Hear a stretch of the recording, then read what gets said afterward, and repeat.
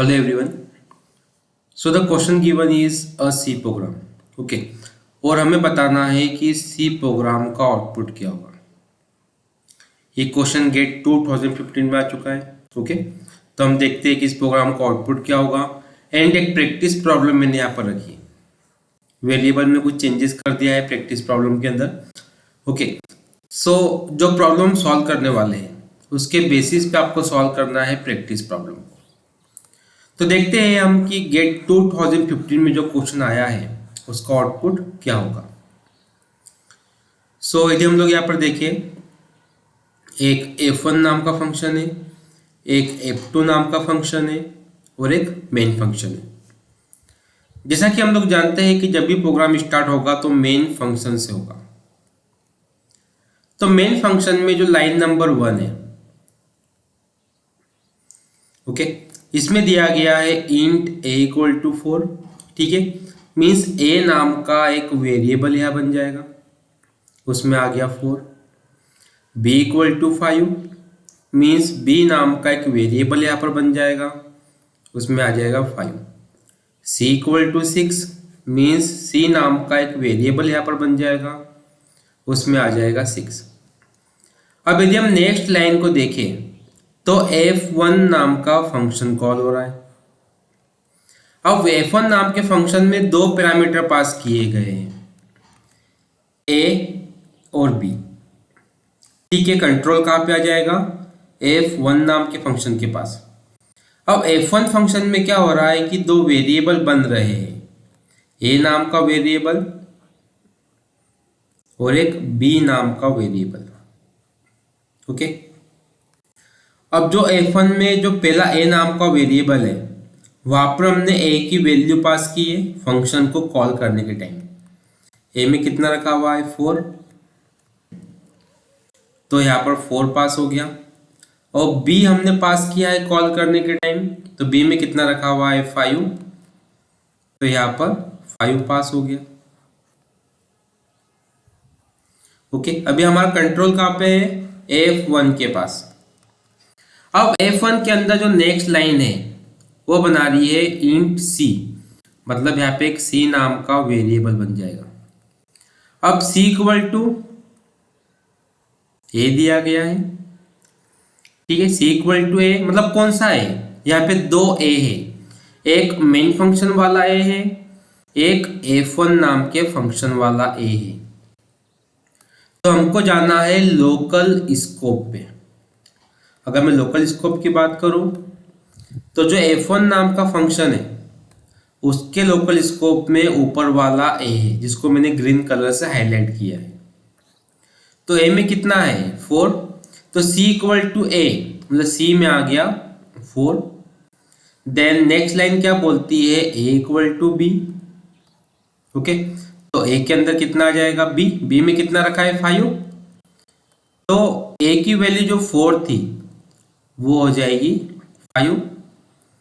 Okay, अब अगर मैं नेक्स्ट लाइन देखूं तो b इक्वल टू सी है, b इक्वल टू सी में कितना रखा है? 4। तो b इक्वल टू सी मतलब b का 5 हट जाएगा और यहाँ पे 4 आ जाएगा।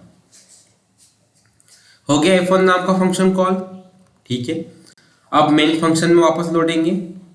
f1 के बाद में जो अगली लाइन है f2 नाम का फंक्शन कॉल हो रहा है, यानी कंट्रोल कहाँ पे आ गया? f2 के पास।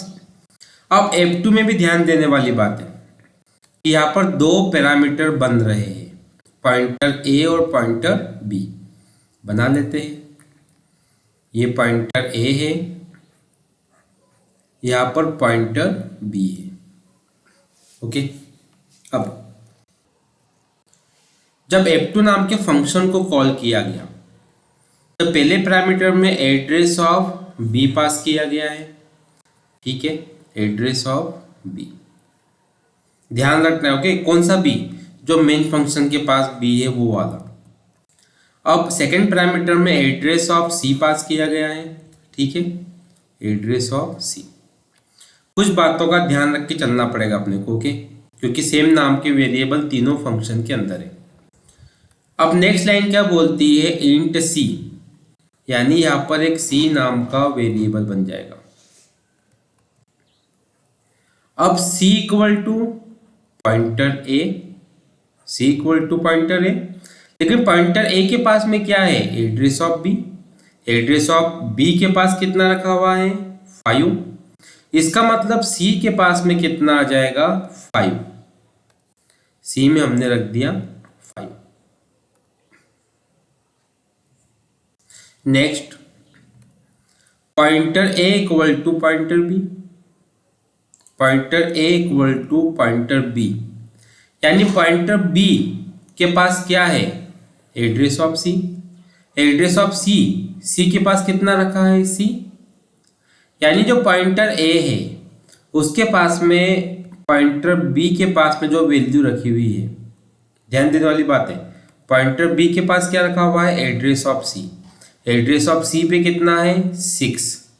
इसका मतलब पॉइंटर ए के पास में कितना आ जाएगा, 6। लेकिन पॉइंटर ए के पास में अगर 6 आया तो ये 6 जाएगा कहाँ पे, जो एड्रेस पॉइंटर ए के पास में है।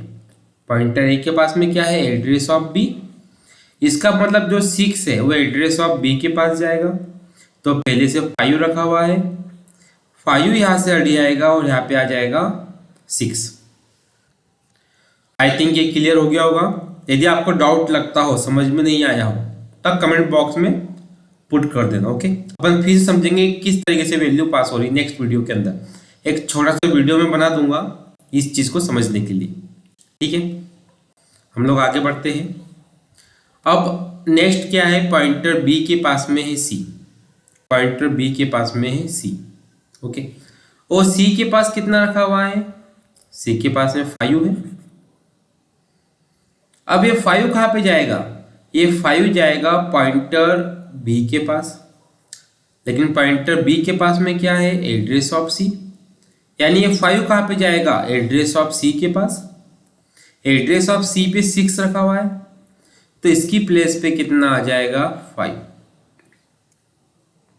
ठीक है, फंक्शन यहाँ पे कॉल हो गया, f2 नाम का फंक्शन कॉल हो गया, खत्म हो गया इतना फंक्शन। अब हम प्रोग्राम में आगे बढ़ेंगे।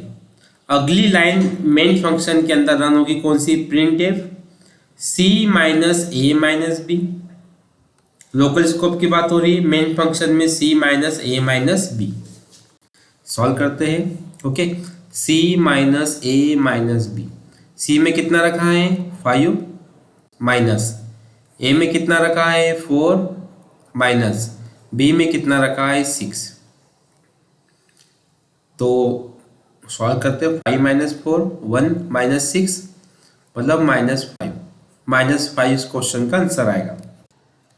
Now your turn. जिस तरीके से हमने इस प्रॉब्लम को सॉल्व किया है, आपको प्रैक्टिस प्रॉब्लम को सॉल्व करना है और बताना है कि आपका आउटपुट कितना आ रहा है। Thank you.